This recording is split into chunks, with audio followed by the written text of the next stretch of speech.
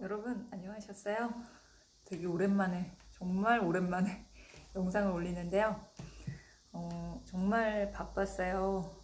그러니까 이게 좀 인간이 어떻게 더 이렇게 뭐랄까 몰골이 이상해졌는데, 저는 이제 큰아이가 고3이라 요새 생기부를 체크를 하고 있어요.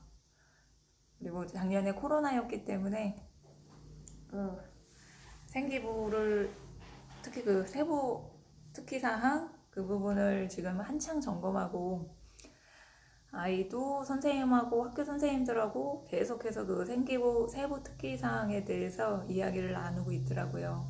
그래서 이제 저도 중간중간에 같이 체크를 하고, 그 다음 아이한테 나름대로 도움을 줄 수 있는 부분을 도움을 주고 있는데, 아이가 고등학생이 되고 입시를 치르다 보니까 그 생기부에 대해서 여러 가지 생각이 들더라고요.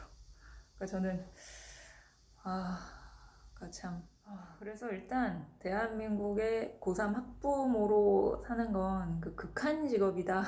진짜 힘들어요. 진짜 힘들어. 그래서 일단 8월 말까지는 생기부를 얼른 마감을 하고 그 다음에 9월 10일부터 수시 원서 4장을 써야 되는데, 이게 수시 원서를 쓸 때 이제 교과로 할 수도 있고 학종으로 할 수도 있고 논술로도 할 수 있잖아요. 그런데 그 학종으로 쓰려면, 그리고 요새는 교과인데도 서류를 보는 전형들이 꽤 있어요. 그러다 보니까 교과이지만 생기부도 챙겨야 되고, 그 다음에 학종이라면 그 생기부에 실려 있는 내용들이 진로나 그 다음에 얘 학업 역량, 그 다음 탐구 능력 등을 잘 드러내줘야 되는데, 제가 그런 생각이 들더라고요. 그러니까 거의 근 2주간 거의 제대로 잠을 못 잤던 것 같아요. 아이랑 그 생기부 계속 뜯어보고, 그 다음에 그 아이가 했던 활동 보고서들을 내야만 학교에서 선생님들이 그걸 반영해서 그 생기부에다가 세특을 써주시는데, 어쨌든 그 과정을 보면서, 그러니까 그 어떻게 보면 글쓰기란 무엇인가, 어쨌든 모든 게 말이 아니라 글로 진행이 돼서 내가 쓴 활동 보고서나 내가 했던 활동들을 선생님한테 글로 내야만 선생님은 그걸 글로 써주신단 말이에요. 그래서 제가 물론 우리 아이 나름대로는 열심히 했고, 그 세특을 선생님께서도 굉장히 신경 써서 많이 써주셨더라고요. 근데 아직도 이제 수정하거나 아니면 더 보완해서 가져가야 할 것들이 있어요. 그 과정에서 아이가 이제 단순히 여기까지만 멈추면 이 생기부 학종 평가가 좋은 평가가 안 나올 것 같다는 게 눈에 보이는 거예요. 그래서 이제 어떤 활동을 했다라는 거에서 멈춰버리면 너무나 평범하고 밋밋한 생기부가 돼버리고, 그 다음에 내가 깨달은 점, 그래서 그 과정을 통해서 내가 깨달은 점, 그 다음에 시야를 더 넓혀서 다른 영역과 어떻게 연결할 것인가, 그리고 앞으로는 어떻게 할 것인가 까지 그 일련의 활동들이 이제 내가 글로 써가야만 이제 그걸 반영해서 선생님이 또 나름대로 평가를 해서 써주시는 시스템인 거예요, 이 생기부가.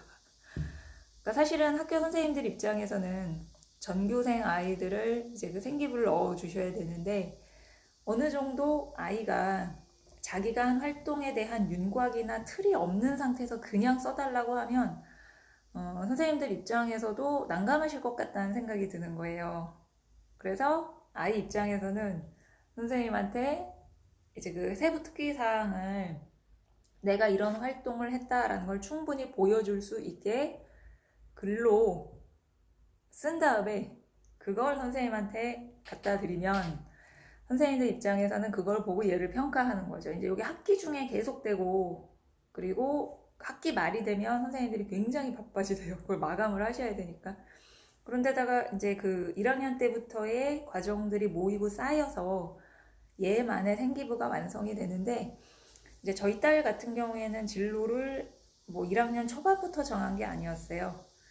이제 공부를 하다 보니까 이런 영역에 관심이 생겨서 고1 거의 후반기 2학기 때부터 이제 했고, 책들도 그 분야 쪽으로 읽어서 독서 기록도 넣으면서 해 갔는데, 이게 중간중간에 시험을 보면서 작성을 해서 내고 또 끊임없이 조율하고 이게 쉽지 않아서, 어떻게 보면 고3 수시 원서 내기 직전에, 그러니까 지금 다들 아마 비상일 거예요. 그 사특 쓰느라고. 그래서 큰아이 나름대로 열심히 한다고 했는데 이게 굉장히 힘든 거예요. 중간에 틈틈이 선생님한테 갖다 드리고 써달라고 하고, 물론 그렇게도 했죠. 근데 또 지금 점검하는 과정에서 시간이 되게 많이 걸리는 거예요. 그래서 미리미리 긴 로드맵을 짜고, 그러니까 저는 첫 아이다 보니까 이게 나름대로는 해 나간다고 했는데 생각보다 너무 힘든 거예요. 그리고 아이 입장에서도 빨리 방향성을 잡고 가야 되는데, 또 어떻게 보면 빨리 진로를 결정하는 게 이게 말처럼 쉽지 않아요. 중간에 바뀌기도 하고, 그 다음 성적 추이도 봐야 되고. 그건 그렇고, 그 다음 이제 둘째 녀석이 고1인데 남자아이예요. 그러니까 여자아이, 꼼꼼한 여자아이도 이렇게 힘든데 생기부 관리하는 게 겁이 덜컥 나는 거예요. 그래서 제가 어제 이제 아들을 막 족쳐가지고 이렇게 비속어를, 근데 뭐 이제 족쳐가지고 넌 도대체 어떤 방향으로 가고 싶니? 그리고 또 중요한 게 이 생기부와 관련해서 이제 저는 아이들과 이렇게 논의를 많이 하는 편이었는데, 그게 아이들하고 논의가 쉽지 않다면, 아이 혼자 스스로 한다면 맡기시되 중간중간에 도움을 받아서, 외부의 도움을 받아서 체크를 받으시는 것도 저는 괜찮다고 생각해요. 즉 아이가 써내는 글의 수준을 가늠해 줄 수 있는 사람. 그래서 뭐 그게 학원 선생님이 됐든 뭐 따로 컨설팅을 받든, 근데 이걸 고3 가서 받으니까, 고3 가서 다 하려니까 너무 힘든 거예요. 그래서 대략 고1쯤 이제 한 1학기 끝나고 2학기쯤에는 그래도 방향성을 전체적으로 잡고, 어떤 책을 읽고 내가 어떤 과목들에 좀 더 집중하고, 그런 방향성을 잡는 게 되게 중요할 것 같다. 그래서 지금 이제 고1인 우리 아들은 전체적으로 로드맵을 더 자세하게 짜서 생기불 얘를 만들어야지, 그냥 냅뒀다가는 이게 큰일 난다, 이게 작살 난다, 그런 생각이 들었어요. 그래서 이게 남자아이다 보니까 그런 것들, 내가 지망하는 대학들을 어느 정도 빨리 결정을 하고, 그리고 이제 이게 일반고에서는 쉽지 않은 거예요. 물론 뭐 잘해주시는 선생님들도 계시겠지만, 그래서 그 다음 학교, 그 다음 그거 관련된 교과목에서 무엇을 할 것인가까지 로드맵을 빨리 잡아서 전체적으로 생기부는 어떤 식으로 완성해 나갈 것인가. 그럼 이제 남자아이들은 눈에 앞에 목표가 생기니까 조금 더 활동에 매진하고, 또 구체적으로 이 과목을 공부할 땐 활동 보고서를 내가 어떻게 써야 되겠다, 그래서 선생님한테 어떻게 해야 되겠다라는 걸 적극적으로 남학생들은, 그러니까 정말 상위권 남학생들 말고 중하위권 남학생들은 일단 생각이 없어요. 생각이 없어. 우리 아들만 봐도. 그래서 그 부분은 빨리 하시는 게 좋아요, 남학생들은. 그 다음 제가 세 번째로 말씀드리고 싶은 것은, 일단 저는 지금 중학생들하고 글쓰기를 진행을 하고 있는데, 중학생 때 글쓰기가 단련이 되면 고등학교 올라가서 내가 그 세특에 올릴 거와 연관되는 활동 보고서나 그런 것들을 작성할 때 굉장히 시간이 빨리 단축이 된다는 거예요. 근데 왜 우리 중학교 때 다양한 글쓰기를 하잖아요. 다양한 글쓰기를 하고 책을 읽고 감상문을 쓰잖아요. 그런데 이거를 제가 이제 고등학교 큰아이 세특을 쓰는 거를 보니까 요거를 조금 전략적으로 접근해야 되겠다라는 생각이 들었어요. 근데 얼굴 왜 이렇게 마탱이가 갔어. 진짜. 그래서 전략적으로 고등학교 글쓰기는, 사실은 고등학교 가면 누가 따로 글쓰기를 알려주지 않아요. 근데 중학교 과정에서의 수행을 해낸 글쓰기 실력과 그 다음 책을 읽고 독서 감상문을 쓴 그 실력에다가 플러스를 더 더해서 이제 고등학교로 올라가야 세특을 쓸 때 아이가 효율적으로 쓰고 그 다음에 그게 어필이 되고 좋은 생기부를 만들 수 있다라는 거죠. 그래서 예를 들면 책을 읽고 감상문을 쓰거나 또 하나는 내가 수업 시간에 뭔가를 배웠잖아요. 뭔가를 배웠으면 일단 책 읽는 거 가지고 한번 얘기를 해볼게요. 우리 아들 밥 줘야 되는데 예를 들면 내가 책을 하나를 읽었어요. 어떤 소설책 하나를 읽었어요. 그래서 예를 들면 일제강점기를 배경으로 한 책을 읽었어요. 그럼 감상문은 대부분 그 책을 읽고 내가 어떤 걸 느꼈다 까지가 이제 중학교 수준의 글쓰기예요. 근데 이거를 고등학교하고 연결을 하려면 고등학교 세특에 올리려면 예를 들면 내가 이제 요거를 한국사하고 연결을 해야 된다 라고 항상 염두에 두는 거예요. 그래서 책을 읽었다 1단계, 그 다음 2단계가 그 책을 읽고 나는 이런 걸 느꼈다. 근데 요 1, 2번만 생기부에 실리면 너무나 평범한 흔히 볼 수 있는 생기부가 돼버리는 거죠. 그래서 세 번째는 뭐냐면은 그 작품과 나와 사회를 연결하는 약간 그 틀을 더 확대해서 내 생각을 쓰는 거예요. 그래서 예를 들면 우리가 일제강점기에 어떤 배경으로 한 소설을 읽었는데 예를 들면 운수 좋은 날이라는 책을 읽었다고 예를 들어 볼게요. 그럼 김첨지가 불쌍하다, 참 안타깝다, 일제강점기에 빈민계층의 삶이 참 비참했구나. 근데 거기에서 멈추면 안 된다라는 거예요. 거기에서 멈추면. 그래서 더 나아가서 왜 그렇게 될 수밖에 없었는지 구조적인 문제를 내가 분석해봤다. 일제강점기에 예를 들면 그 이전에 토지조사 사업으로 인해서 소작농이 증가를 하고 이제 밀려난 사람들은 도시로 와서 하층 노동 계급이, 그러니까 거기까지 나아가야 돼요. 그리고 나서 더 나아가서는 이제 진로하고 연결을 해야 되는 거예요. 그래서 내가 예를 들면 내가 역사학과에 가겠다. 그럼 나중에 그 분야에 대해서 더 연구해 보고 그다음 그 당시에 그 시대적 상황을 더 연결을 해서 일제강점기 문학에 대한 연구를 하고 싶다까지. 그 다음에 예를 들면 내가 역사학과가 아니라 사회학과를 가고 싶다. 그러면 어떤 정책이 하층민에게 미치는 영향에 대해서 내가 생각해 보게 되었다. 그리고 그걸 또 진로로 연결을 하고, 그 다음 예를 들면 내가 문학을 전공하고 싶다. 그러면 그 작품 안에서 어떤 방식이 쓰였는지, 또 운수 좋은 날이라는 작품과 비슷한 작품들에서 공통적으로 나타나는 경향이나 아니면 빈민의 삶의 방식을 다른 방식으로 표현한 작품들은 어떤 거였는지 하면서 비교 대조해 본다든지.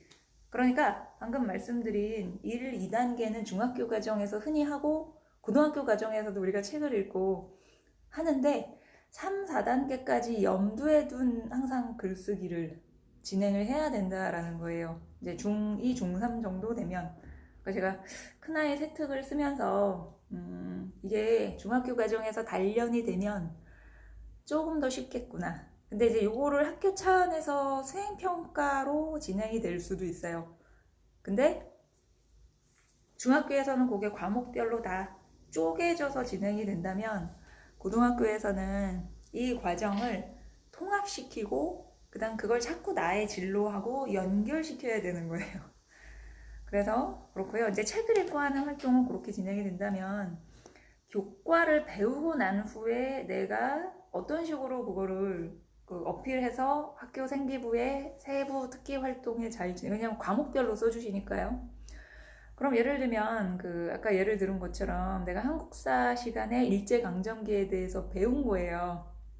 근데 그걸 배웠다로 끝나면 안 되는 거예요. 그 다음에 그거를 내가 배우면서 이런 걸 이해를 했는데 다른 이런 부분과 연결하면 어떨까 싶어서 조사 보고서를 썼다. 단 이 출발점은 교과여야 되는 거예요. 교과서에서 출발을 해서 생각을 심화 확장시키고 그 다음에 구체적으로 어떤 식으로 실천했는지. 그래서 예를 들면 내가 이제 일제강점기의 역사를 배우면서 일제 정책과 그 다음에 이것들이 민중들한테 미친 영향에 대한 추가 책을 더 읽어보고 이러면서 이렇게 판단을 내리면서 이런 거를 공부할 때는 이런 자세로 공부해야 되겠다까지 나와야 되는 거예요.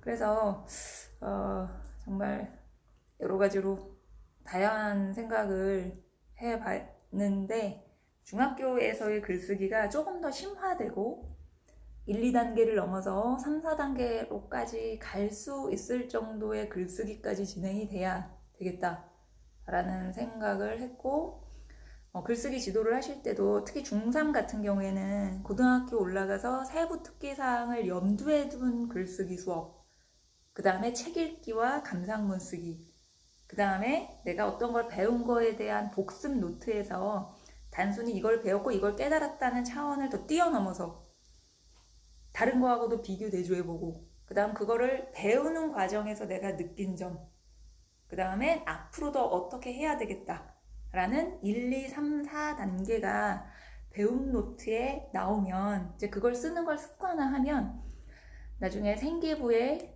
그 내용, 질을 채우는데 굉장히 도움이 많이 돼요.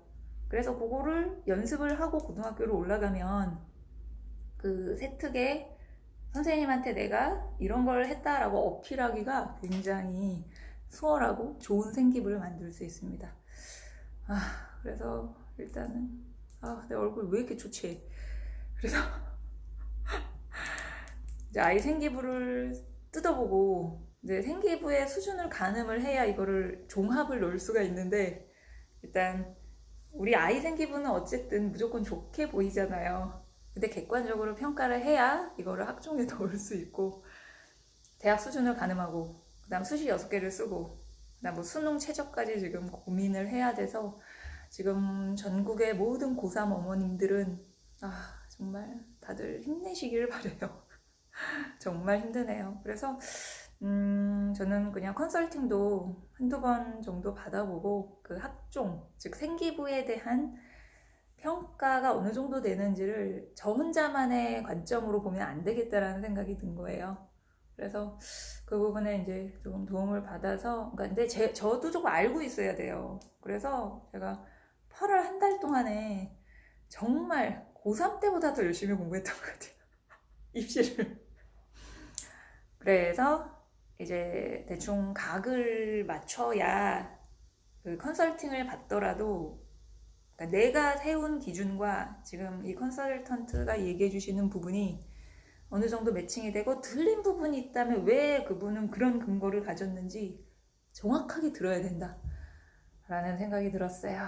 그래서 제가 나중에 컨설팅 한번 받고 나서 어땠는지 또 말씀을 드릴게요. 그 다음 또 하나, 이제 중학교 3학년 어머님들 2학기라고 아이들 내신 안 들어간다고 핑핑 놀면 안 돼요. 그래서 그 부분에 대해서는 일단 중학교 3학년 친구들은 지금 할 거는, 저는 지금 중학교 3학년 친구들하고는 그 문학 독해를 하고 있거든요. 비문학 독해는 계속 해왔고, 그리고 이제 문학 독해에 조금 집중을 하고 있어요. 그러니까 한국의 주요 그 근현대 단편 소설들이나 그 다음에 문학 개념을 조금 더 심화하고, 그래서 시하고 소설, 그 다음에 그거를 문제를 풀어가면서 감을 익히는 거. 그리고 또 하나, 아까 말씀드린 대로 글쓰기를 할 때 1, 2단계에서만 멈추지 말고 3, 4단계까지 나아가게 지도해 주시고, 그 다음에 시중에 뭐 유튜브나 인터넷을 찾아보시면 잘 쓴 생기부들이 있어요. 그래서 중3 어머님들은 한번 이제 고등학교 올라가면 생기부가 어떤 식으로 기록되어야 되는가 라고 잘 쓴 생기부들 샘플을 한번 보세요. 그래서 그거를 염두에 두시고서 아이들이 이제 3학년에서 고등학교 올라갈 때 그 세부 특기 사항을 작성을 할 때 선생님한테 나에 대한 자료를 드려야 할 때 어떤 식으로 어필을 해야 되는지를 감을 꼭 잡아보셨으면 좋겠어요. 제가 이제 큰 아이는 첫 아이다 보니까 몸으로 안 와닿고 너무 추상적으로만 안 상태에서 고3을, 고1, 2, 3을 보낸 거예요. 근데 지금 중3 어머님들은 그 부분을 한번 꼭 염두에 두셨으면 좋겠어요. 되게 막 주저리 말을 많이 했네요. 오랜만에 영상을 올렸는데, 그래서 정말 체력적으로도 너무 힘들고, 매일 그 대학 그 합격 컷 보고 있고, 요강 다시 보고, 그러느라, 정말 힘드네요. 쉽지는 않지만, 그래도 아이에게 굉장히 중요한 시험이기 때문에 최선을 다해서 해보고 있습니다. 자, 그럼, 다들 건강 잘 챙기시고, 좋은 하루 보내세요. 또 제가 언제 올릴지 모르겠어요. 장담은 못해요.